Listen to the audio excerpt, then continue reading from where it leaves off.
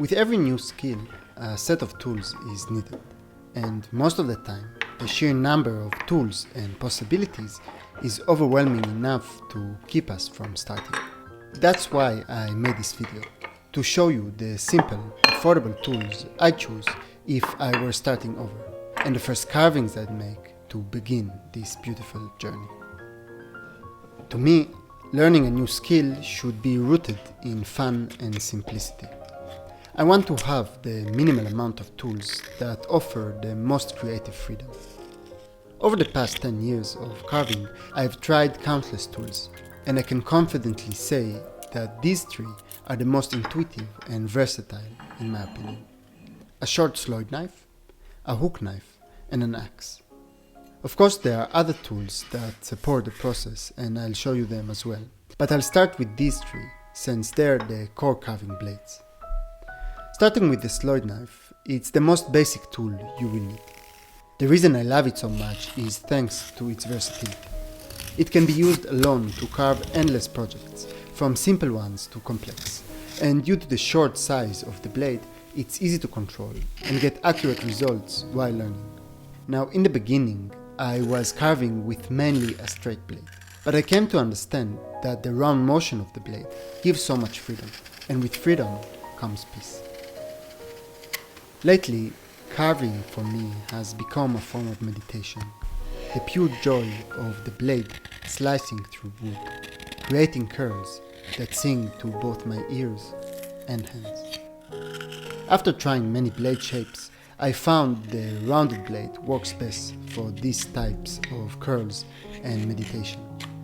And with the tip being so narrow, I can get into small corners and use it for tiny details as well.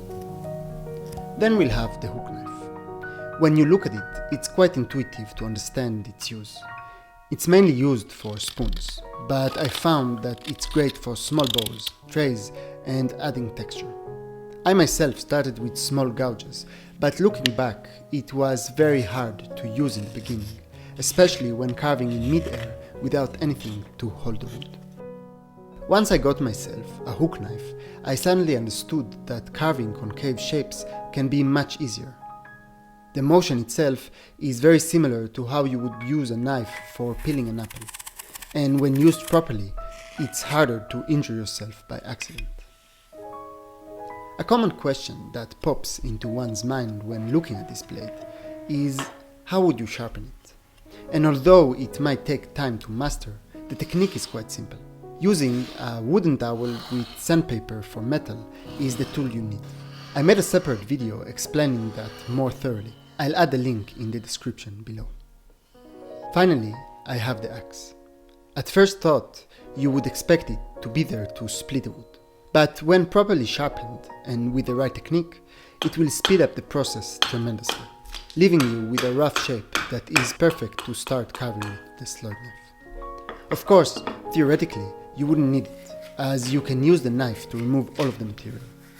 But to have an enjoyable, pain-free carving session, you want to minimize the rough cuts and the motions that require force. For the axe, you will need to find an axe block.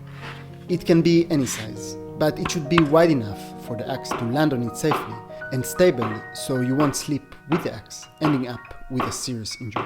The height of the axe block should let you have around 90 degrees between your body and the axe when it lays on the axe block. Axing while standing might be a bit easier and better for your posture, but for me, due to a lack of space, I found that axing while sitting works great as well.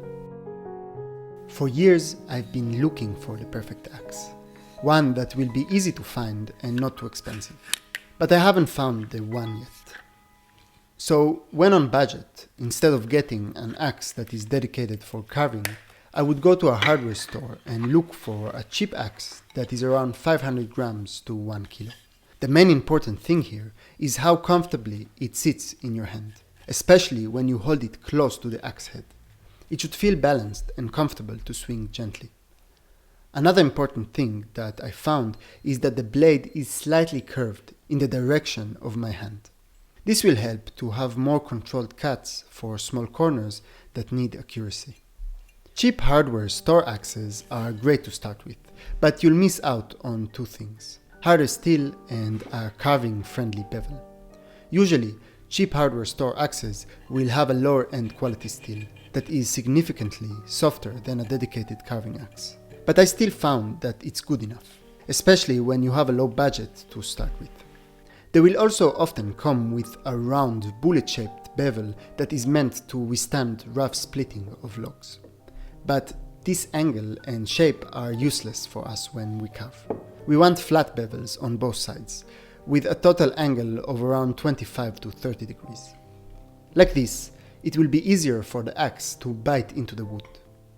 To resharpen the axe, you can use either an electric tool, or with a lot of time and patience, you can use rough diamond files or cheap diamond plates.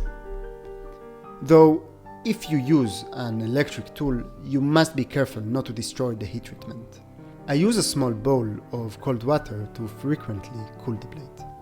So these are the three main tools I would start with. They will be used for the carving process itself. But there are several tools that are needed regardless of the carving. First, you will need a saw to cut fallen pieces of wood you find and to help making some stop cuts while carving. I like to use a foldable pruning saw as it's very compact and fairly cheap. It works great for foraging and making accurate cuts when carving. Then, you will need some sharpening tools to take care of your blades. I recommend using sandpaper for metal. There is a video where I show making these tools as well. I leave the link in the description. I show in my sharpening video that I use water to make them last longer. But recently I got a tip from one of you to use an eraser instead. It works perfectly and keeps the workspace much cleaner. Then a strop and polishing compound, which will help the knife stay razor sharp in between carving sessions.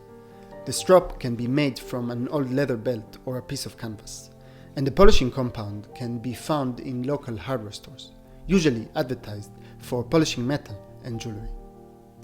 For those who want to stay extra safe, I would recommend using either cut-proof gloves or cut-proof tape. You could even make yourself a simple thumb guard from an old piece of leather. Lastly, you would need some tools for finishing the carvings. In the beginning, it will be hard to get smooth surfaces only with a knife, so using sandpaper can be very helpful. Then, some sort of oil or wood finish to add a protective layer. I really love walnut oil, the one you use for salad dressings and food. It's fairly cheap and easy to find in nature shops or big supermarkets. And for the final touch, you could use a small smooth pebble to polish the wood. And that's it. These are the basic tools I would start with. Overall, it can be quite cheap, especially if you get the cheapest tools. But if I would start all over again, I would start with this. The Mora 120 as the sloyd knife. The Mora 164 as the hook knife. A cheap hardware store axe. A cheap folding pruning saw. Sandpaper for metal. I personally love the FlexCut gold polishing compound. Handmade strop. Walnut oil. And a pebble. As for what to carve, I would start with simple shapes that are comfortable to hold and require only the sloyd knife.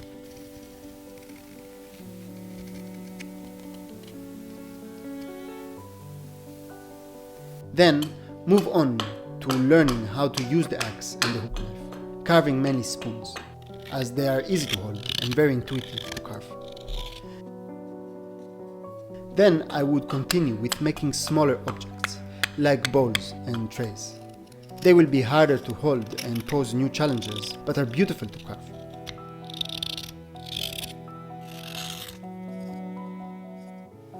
Finally, I would work on carving details with the tip of the blade and understanding three-dimensional shapes and techniques to carve them. They will require a good understanding of the grain direction and a good control over the knife. So I find these subjects perfect for an advanced stage of learning. I am sharing with you this video after spending more than 4 months planning and building a complete beginner's video course. I've learned so much through making this course, and this video is based on everything I am teaching them. The goal is to have freedom when carving, having all the basic tools and techniques to let your imagination go wild and create from intuition. So if this sounds interesting, you can check the link down below for more information. So with that being said, thank you for watching, keep creating, and I'll see you next time.